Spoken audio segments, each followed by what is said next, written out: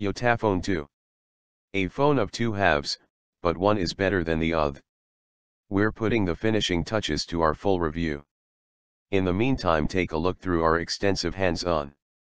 It's not often you come across a truly unique device in the smartphone market, but the Yotaphone 2 is exactly that. Unique.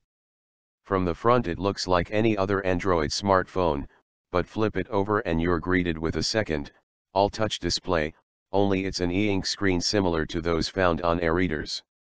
The Yotaphone 2 release date is December 4th, where it goes on sale in over 20 countries, with Asia Pacific and China joining the party in early Q1 of 2015, and the United States, Canada, and Latin America towards the end of the same quarter.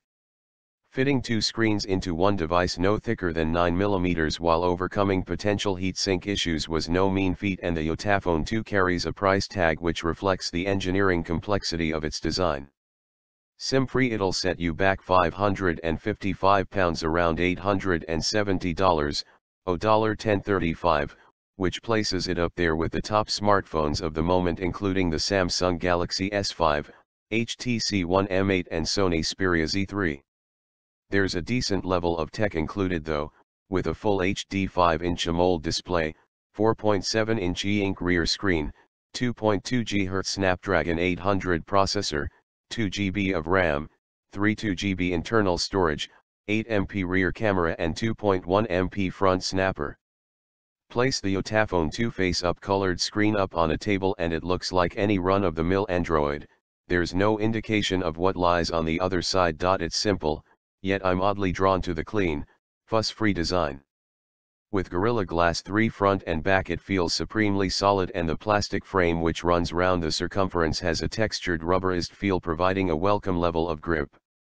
The power/lock and volume keys are on the right side of the Yotaphone 2, and both fall nicely under thumb/finger during one-handed operation. The volume key has a pretty neat party trick which it's learned from its predecessor. It doubles as the nano SIM tray. Your standard SIM tool won't be long enough to dislodge it from the handset though, you'll have to use Yota's elongated tool which arrives in the box, or in my case a slender paper clip. There is a fear that if used frequently you could end up damaging the volume keys and or SIM tray, but for most users it's unlikely that you'll access the SIM particularly often. The handset is only a touch taller than the Galaxy S5, 142mm and not as wide, while the metal-framed Lumia 930 is wider 71mm, thicker 9.8mm, and heavier 167G than the 145 grams Yotaphone.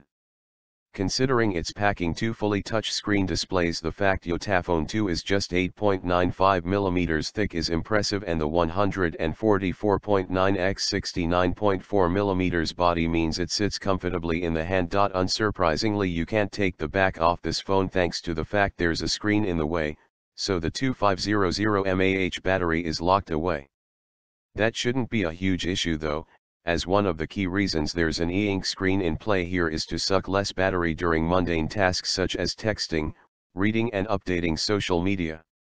There's also the dedicated Yota Energy power saving mode to help extend battery life further, but more on that later in this review. The dual screen setup means the speaker is shunted to the base of the handset, with a centralized micro USB port for company, making for a tidy setup. Meanwhile, the headphone jack is the only feature on the top edge. With 32 GB of internal storage, there's enough space to store a decent number of apps, games, movies, and music, but power users may be disappointed to learn there's no micro SD slot to expand on this. However, the main attraction here is that rear e-ink display, which is always on and slightly curved at the edges, making the Yotaphone 2 fit more snugly into your palm when using the colored display.